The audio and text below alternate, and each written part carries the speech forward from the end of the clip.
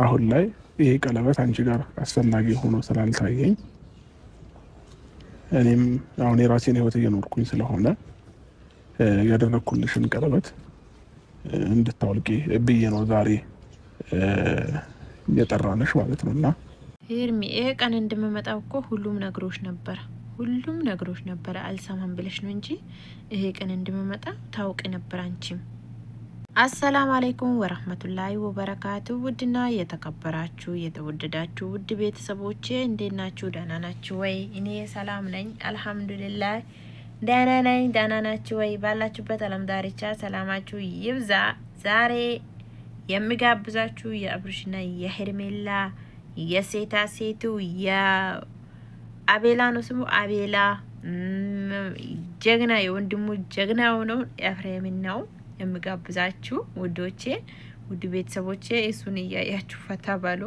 ሄርሜላ ግን በጣም ታሳዝናለች። ወላሂ በጣም ከባድ ነው። ይሄን እያወቀች በሴት ላይ ሴት ሆና እንዴት ነው ልጅ አለ ወንድ ሚስት አለ ወንድ ተጠግታ ከመመኛት አልፋ ገና አፍቀራው ምን አድርጋ ገና ወላሂ ቀን እንደመጣ ታቅ ነበር። አለኩል ሀል ቪዲዮ ተጋበዙልኝ ውድ ቤተሰቦቼ።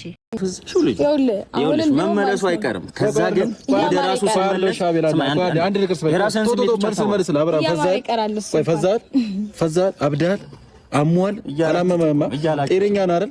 እሺ ና አንተ ጠይቀው። እኔ እሺ ና በቃ እኔ እንደምጠይቀው ጠይቀው። እኔ አሁን እሱን መጠየቅ አልችልም። ምክንያቱም ማለት ነው እንደዛ ይሁን ምንድነው አፍዝዘሽው ምናምን ጥሩ በቃ ፈልጎና አፍቅሯት ወዷት ነው ወደ ቀድሞ ሚስቱ የተመለሰው አለ። ይኸውልህ ወዶት ፈቅዶ እሱን እየመረራችሁ ቢሆን አጣርጓት በጣም ግልጽ ነው። ደስተኛ ነው ምንም ደስተኛ አይደለም። አንደኛ ነገር ልንገርህ፣ አብርሃም ከማንነቱ ጋር ሆኖ ወይም ደግሞ ወዶት አፍቅሮት በብልሃት በፍቅር እኛ የፍቅር ጀማዎች ሲጀመር እንለያለን። በመጀመሪያ ደረጃ አላቅራራባችሁ ነው ማለት ነው። ጀማዎች ከዛ አዳምጥ እንጂ ማዳመጤን ያህል የሚከብድ ነገር የለም። 1000 ዓመት አላወራም ኤፍሬም ስታወሪ አንድ እየከረምሻለሽ እንዴ 1000 ዓመት አላወራም ታያለሽ። እየመጣሽ ለፍልፈሽ ምትሄጂ ጀመር አንተ ወንድም ላይ የሆነ ነገር እንዳሰብክ ያስታውቃል። ለማንኛውም እንደዚህ አይደለም። ወንድም ላይ እንደዚህ እንደገና ተንበርክኮ ሲያደርግላት መታዩበት ቀን ይመጣል። እሱ የልጅ እንጀራ ነው ያማረ ይቀራል። ሩታ ያለ መፈለግ በጣም ይከብዳል። እሱ ለሷ ነገር አለ ወይ ቆመን ሰውን ነው ባይገርምሽ እየሰምሻለሽ ነገር አለ እሷ እንግዲህ ቤተሰቦች እኛ የምንፈልገውን ነገር አድርገናል። ላገባን ስለሌላው ሀሳባችንም ሆነ እቅዳችንም ቀለበቱን ማውለቅ ነበረ፣ ተሳክቷል። ስለዚህ ቀለበቱን አውልቀናል። በጣም ደስ ብሎናል፣ ደስተኛ ነን። አብራር በዚህ ሀሳብ ደስ ብሏል። ስለዚህ ሄርሜላ ካሁን በኋላ አንተ ህይወት አታስፈልግም። ስለዚህ ሩታን ከዚህ በኋላ አጠገባችን ትርሽ እንድትል አንፈልግም።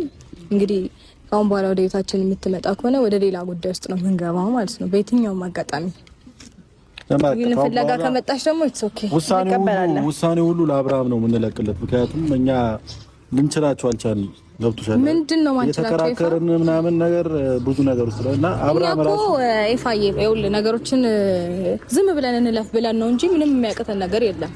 እሱንም እንደማያቅተን ደግሞ በተግባር ሺ ጊዜ ደጋግመን እያሳየናችሁ ነው። ቀላል ነው እና እንሂዳ አብርሽ የቀለበት ማገሩ እዛ ወደዛ እንጥለዋለን። ባክና እንሂድ ይጣል እንጥለዋለን። እዛ አቤል ያድርግላት። አይ ሌላ ነገር እንጥለዋለን።